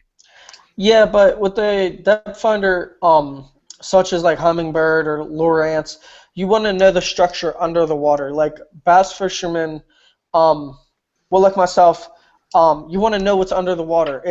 If a tree stump is 3 feet above water and it's 20 feet below water, it could hold a 5-10 pound bass. Or if there's different leaves or grass or different vegetation under the water, if you can see that with your electronics, then it's more beneficial to you. That's true. I have to agree on that. Yeah. But I mean, it's just that I just never really used them. So, but I'm trying to get into actually I'm trying to get to using I don't know if you've heard of them. They're called deepers. It's supposed to be like a fish finder for people that are fishing off the bank. Actually, those are actually really good. And I'm actually working on becoming a part of their I think it's like the pro staff actually. So I might be going to be getting on their pro staff with deeper. So that's going to be pretty awesome. I can't wait to get. I just sent them an email today. They're going to get back to me as soon as they can. You mean the ones with the eye bobber? No, that's the knockoff brand of the Deeper. Actually, look up Deeper. They're actually a fish finder. They're the ones who started it. They're the first ones that started it, and then iBobber came out afterwards, and it's like kind of like almost like the cameras. Obviously, you got GoPro, and then you got the knockoff brand of the GoPros, which is the SJ4000. Those are knockoffs. So basically, iBobber is the knockoff of the Deeper. It's a little bit cheaper because regular Deeper, you're looking at about $249 to $250 to $260 for one. Where you could get an iBobber for a lot cheaper, for like $120 or $130 or so. Here, let's see. I got some awesome stuff right here. Check this out, guys. So this is my favorite type of bait for the Allegheny, Ohio, and the Mon is got to be the Zoom tubes in green pumpkin. If you guys can see that. Yeah, we can see it. And you guys should check those out if you want to catch some monster bass or walleye in the rivers. I've caught so many walleye and bass and saugers in the river. And also purple jigs. Purple jigs work great, especially if you're going to cover some structure. Just make sure not to get snagged. Yeah, I hate getting snags. So I get a lot of snags in the river mainly. I do get tons of snags in the rivers. And so this season I got some awesome swim baits I want to use. I heard pink works well, so this company hooked me up with some awesome soft plastics. So shout out to Clems, you guys rock.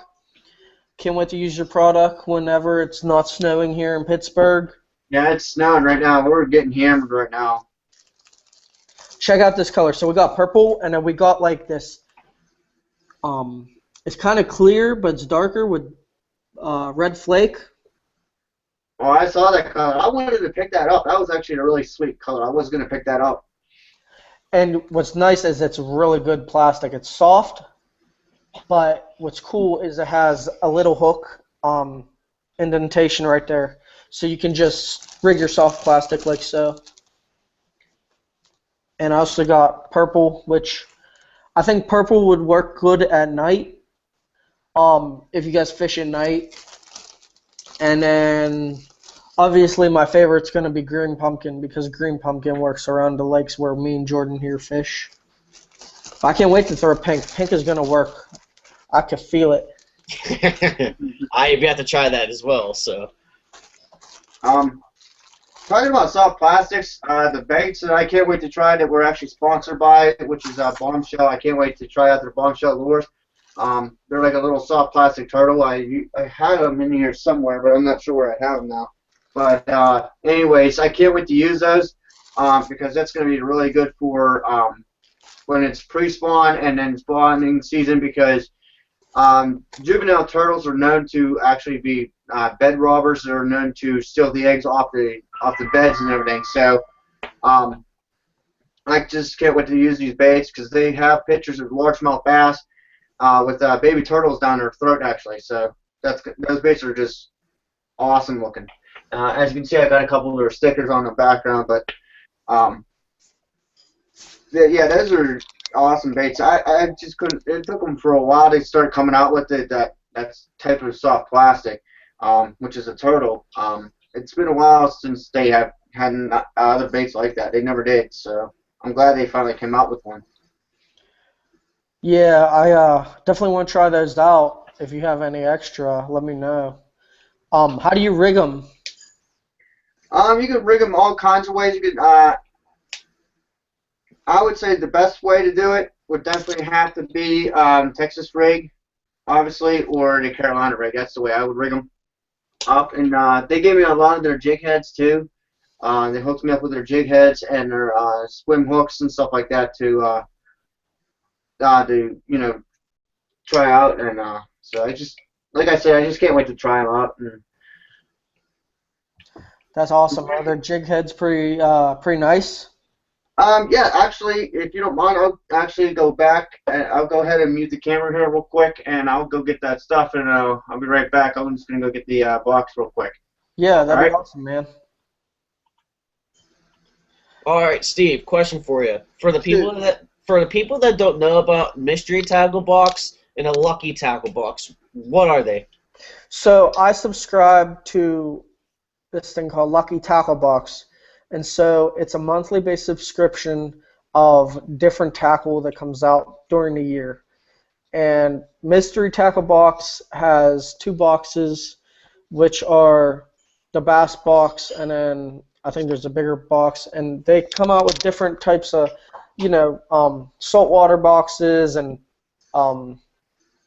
perch boxes and ice box and different types of those styles of fishing. And then also Lucky Tackle Box has a bass box, a walleye box, a perch box, and various other styles of targeted fish box. And I get the bass box, and I have a few unboxing videos on my stream or on my videos here, so check those out. I got January's and February's Lucky Tackle Box unboxings. So if you're on the channel now, definitely subscribe and check those out. But I get a bunch of tackle, and the regular box is only $15 a month, which is a pretty good deal because I got a Lucky Strike lure, and it was worth like $14. So you can't beat it. You definitely can't beat it. And I plan on upgrading to the XL box because you get like 2 or 3 more lures. And what's nice about Lucky Tackle Box that's better than Mystery Tackle Box is that it's not sample packs. I think though with the Mystery Tackle Box, I think their bigger box doesn't have sample packs. I think it has regular packs, but I think I'm going to stick with Lucky Tackle Box and just bump up to the XL box because I think they give better products out. So if you guys subscribe to that, check them out. There's usually coupons online, and they also give away every tackle box you get a $5 gift card to Tackle Warehouse, so it usually covers your shipping. So I plan on doing a huge Tackle Warehouse order, so be sure to stay tuned to the channel. I'm going to be doing an unboxing whenever I get it in, so stay tuned for that. All right. Now that I'm back here, I got the box here. When I got sponsored by Bombshell Lures, I didn't expect to get this many lures. I was expecting maybe like 1 or 2, maybe 3 packs of soft plastics from them. They really hooked us up. They sent us all kinds of jig heads. They got the jiggy hooks, which is It's a pivoting head on it. These are 1/4 ounce. They got a pivoting head on them. I'll try to get it out of the package here so you can actually see it better. Sorry about this. Get one out of here. And hopefully you will see this. I'll move it up closer to the camera here. As you can see, it's got like a pivoting head on it. Oh man, that looks awesome, dude. I want to use those. Awesome! I can't wait to use it. And then it has the offset 4/0, like just a regular 4/0 hook on there. That's like a They shake make head. them all custom made. They're all custom made and everything. That's awesome, dude. That's the jig heads they sent me, and here I'll get into the soft plastics that they sent me. Like I was saying, I was expecting maybe like 2 to 3 packs. Well, this is how many packs they sent me. I wasn't expecting this. I wasn't expecting that. What? Oh man, that's awesome. They sent me 12 packs of their soft plastics. They sent me every color they have. I wasn't expecting that. I was expecting maybe like 3 to 4 packs, but they sent me all these. They sent all their soft plastics. They sent me different other jig heads. These are the micro jigs. They're like weedless. They sent me their swim hooks all to their body, like the weights on the bottom of the weight of the hooks. So those are swim hooks. That's awesome. They also sent me 4 packs of the small micro turtles. They sent me in 4 different colors. I mean, they really hooked us up. I wasn't expecting this. I was just you know what I mean? I was just expecting small package, but nothing like this, you know, with 12 packs. Their turtles are amazing. I'll bring out one of the packs here. This is going to be in slider. The color is slider. This is a really cool color here. Let me get closer to you. It's a really cool turtle. I mean, they're amazing. That's awesome. So you can like rig these up like Texas rig. You can put them on a swim hook. You can put them on those jig heads. They're just awesome baits, dude. I can't wait to use these during the summer, in the springtime. They got all kinds of colors. One of their coolest colors that really stand out the most, that I like the most, would have to be. This is actually their other bait that they have. This is called the bombshell crabs. They got them for like saltwater fishing. They sent me crabs too, so that kind of would like imitate as a crawfish. And this is in what is it called? Motor oil flake. Look at that color, man. That is amazing color, dude. That is freaking sweet. I want to try that. That's the this is called the crab. I just like the color of it, and it's got a little slit in the body, you know, to embed the hook so it can make it weedless, which is awesome. They sent me 4 packs of those of the crabs, and then the rest are all the turtles. So if you guys haven't heard about Bombshell Lures, go check them out. They are an awesome company. They're really looking for pro staff right now. So go ahead and try them out, and maybe you could get onto the pro staff like we did. We weren't we weren't expecting that many packages, man. That was just amazing. When I opened up the box, and it was just pack after pack after pack, I was like, geez, I wasn't expecting this many, you know? I was really excited about it. I'd have to agree here with Clem's Bait and Tackle. They are better than Tackle Warehouse. Yeah, I have to check out the website again now, but I'm sure they have a much better variety. Because with Clem's Bait and Tackle here, like, these are my Sinkos that they hooked me up with, and there's so many different colors. Like, I can't wait to throw these. And what's nice is their plastic, like the plastic they use is like, it's top-notch quality. Like, not that you expect anything bad, but you always expect the best, and they knocked it out of the park for sure. Yeah, work with them. Yeah, I'm glad I'm working with them too, with Clem Baits and Tackle. I'm glad I'm working with them too.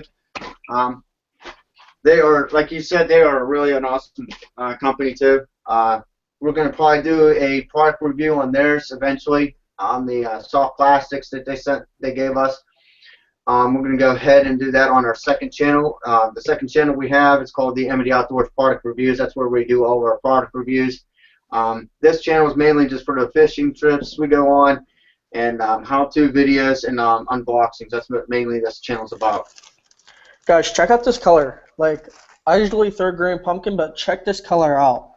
It's sparkly. It has purple flakes in it, green flakes, and it's green.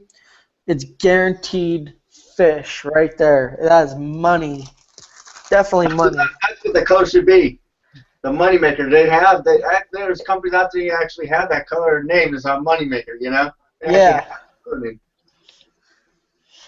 Aiden said, I don't think the turtles represent a crawfish better than a crab.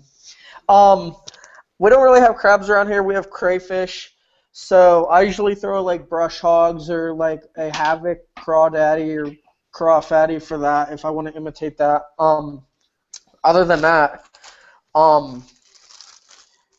yeah, I don't have any with me. So probably my next live stream is I'm gonna be over my Grams, and I'm gonna have all my tackle because that's where I usually keep my tackle over the winter because we have a pack garage and my mom wants all my tackle out of the garage. Have you ever tried the Pit Boss? You ever tried those before? I have a few packs of those. Yeah, they work great, man. I always try to use them, and I can never figure out how to swim them. What can you give me some tips on how to fish that? How would you fish the Pit Boss? Because I was struggling on how to catch fish on them. No, you're talking about the crawl, right? Yeah, it's a pretty good size one. It has like appendages on it. It comes down, and you can put it on a swim hook with like a weighted hook on the bottom. No, but I can never catch anything on it. All right, so I don't have any of my hooks with me, but I have a pack of weighted swim bait hooks. So what you want to do is, are you trying to flip pitch, or how are you using your bait? Well, I really can't really get that far off the bank. I just fish off the bank of the river. So what I will do is I'll just cast it out from underneath the bridge, and then cast it out and let it sink down a little bit, and then I'll actually just swim it in and give it a couple jerks. But I can never get the fish to bite it on, bite the bait or anything. I don't know if I'm doing it wrong, if I'm swimming it wrong, or what. What would you recommend how to swim it? So that would imitate a crawbait. You know what Texas rig is? Yes, I do. Okay, so you want to have like an EWG hook, extra wide gap, or just a regular off-shank hook. And so it won't have the weight on here. This is a weighted swim, I call it a swim bait hook.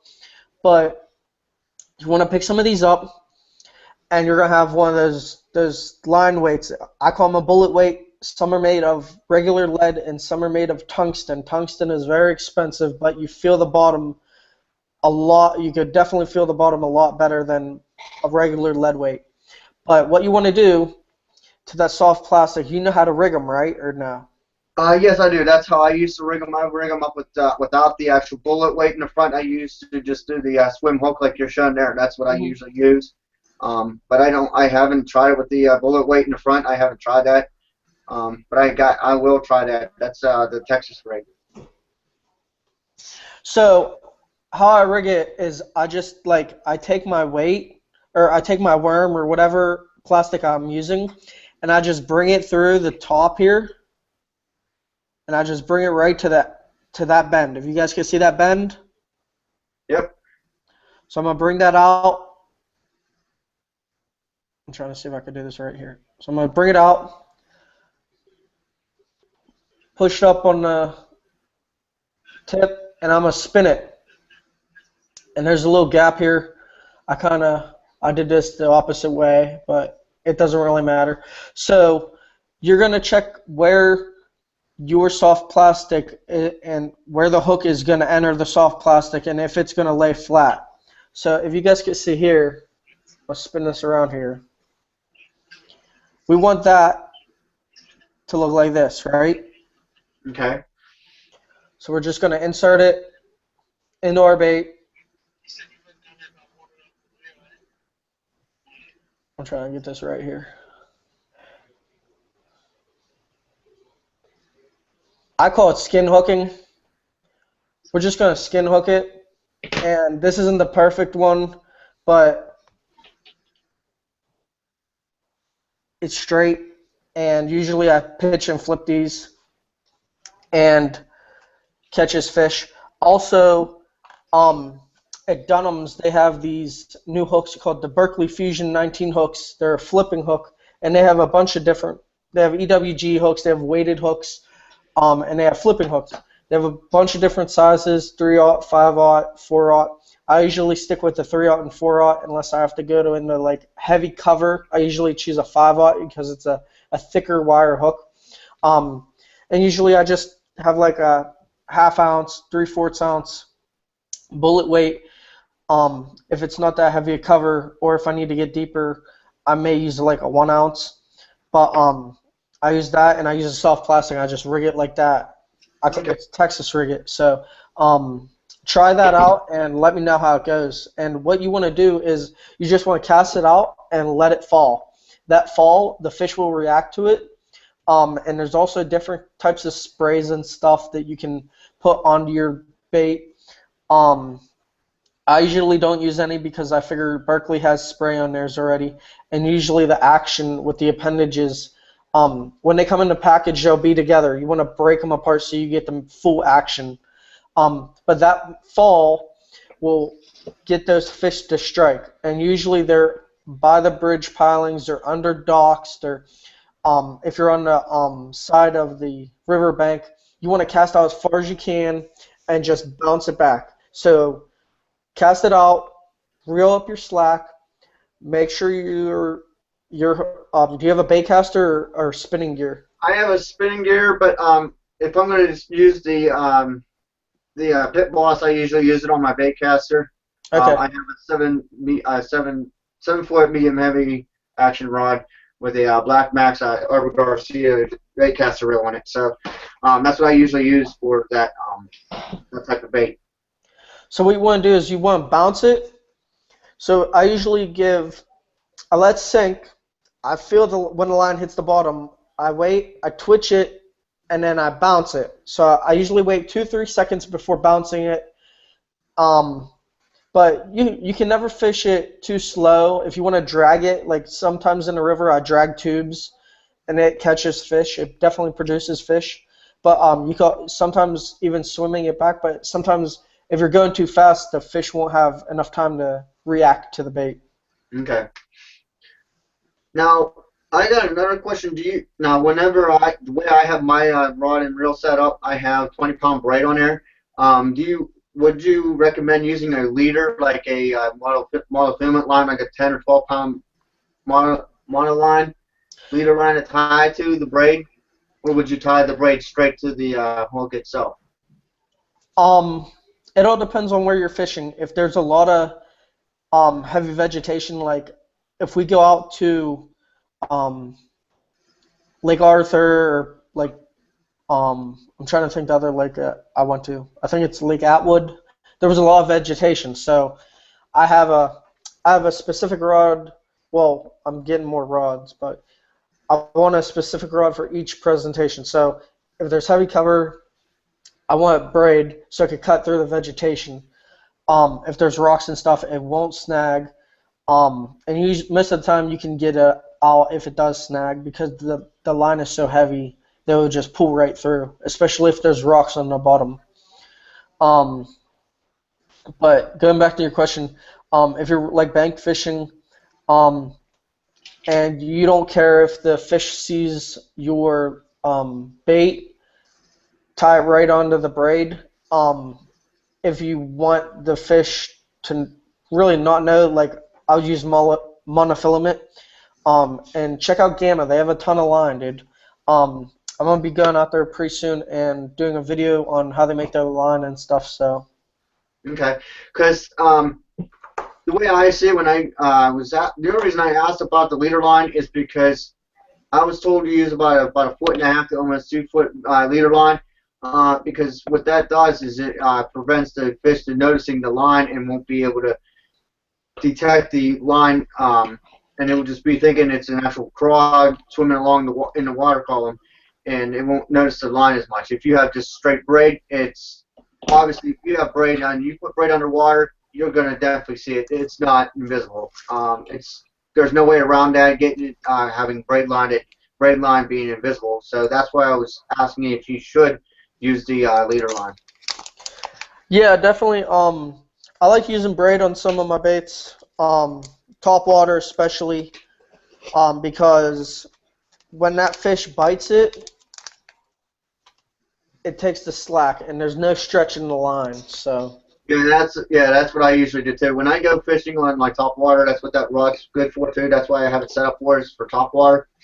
And if I'm using like a say like a spook or a spinner or a buzzbait, I tie the braided line straight to the lure because, like you said, there's no stretch in braid.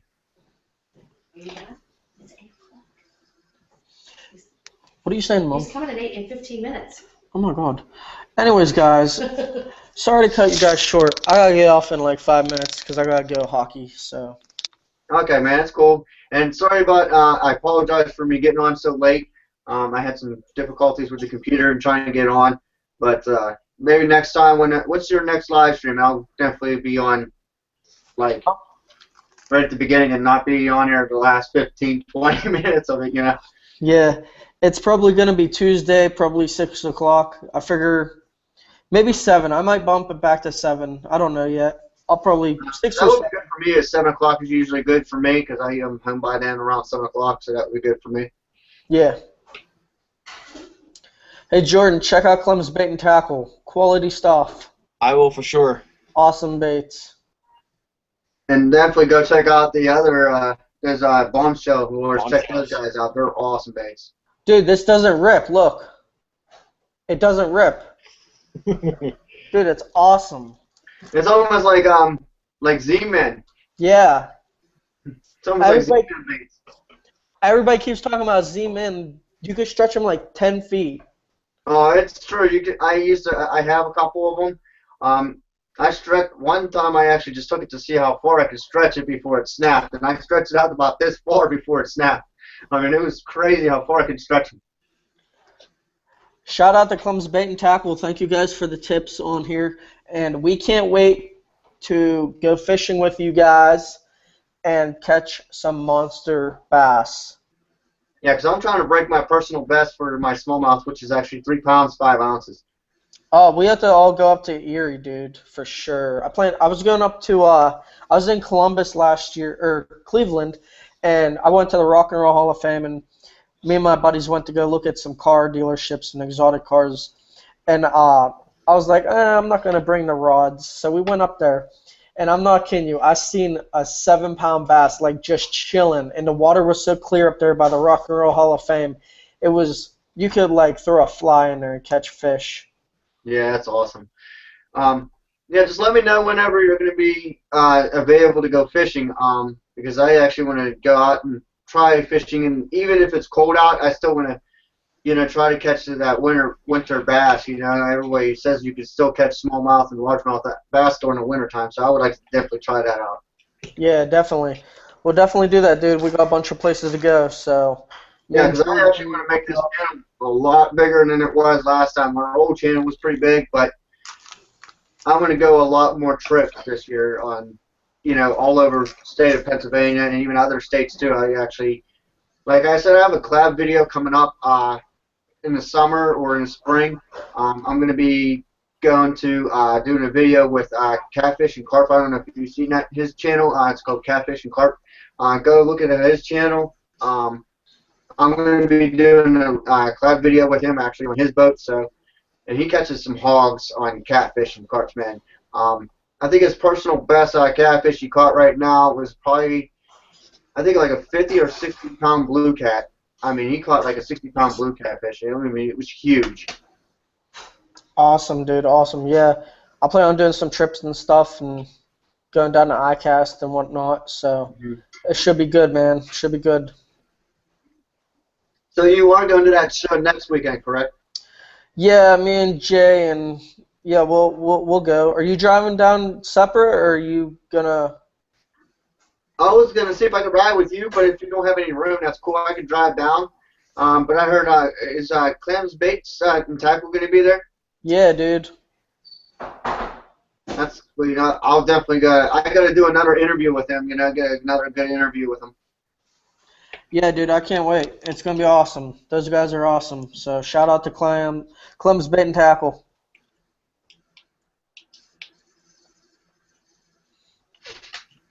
All right, you're in control of this. Whenever you want to cut it off, man, because I know you gotta go. So whenever you want to cut it off. All right, well, shout out to Jordan, shout out to M&D Outdoors, shout out to Stealth Outdoors. Shout Yeah, out yours to is actually still outdoors TV now. TV, yes. Shout Outdoors. Shout out Outdoors. Come on, you gotta get your own name right. Come on. You gotta get used to that. Anyway, And Jordan, I was telling Steve I was telling him about this. If you type in Fighting Fish TV, I don't know if you've seen his channel before. He's coming up pretty quick. He's got almost 1,000 subscribers, and he started in December. But if you type his name in Google, only things that come up is his YouTube channel and his videos. That's about it. But if you type in my name, if you type in The M&D Outdoors, wait till you see how many pages and pages of stuff I'm on. I'm on. My videos are embedded in other people's websites, news channels, Twitter, Instagram. I mean, I'm all over the place, man. I'm getting views clear over in other countries and Japan and stuff. So I'm like all over the place. If you look up my name over compared to his, it's just amazing how much stuff I have. I'll definitely check it out. Yeah, all you have to do is just type in my YouTube channel name in Google.com. Go to Google and just type in my actual YouTube channel name, and you'll be surprised how much stuff pops up. All right.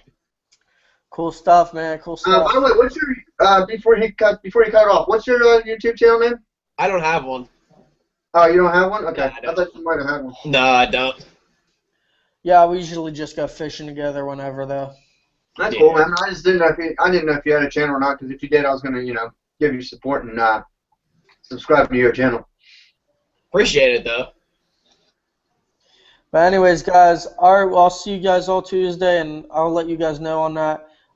Shout out to Clem's Bait and Tackle again. You guys rock. So thank you guys again for watching on the live stream, and I had a wonderful time. So I will catch you guys later.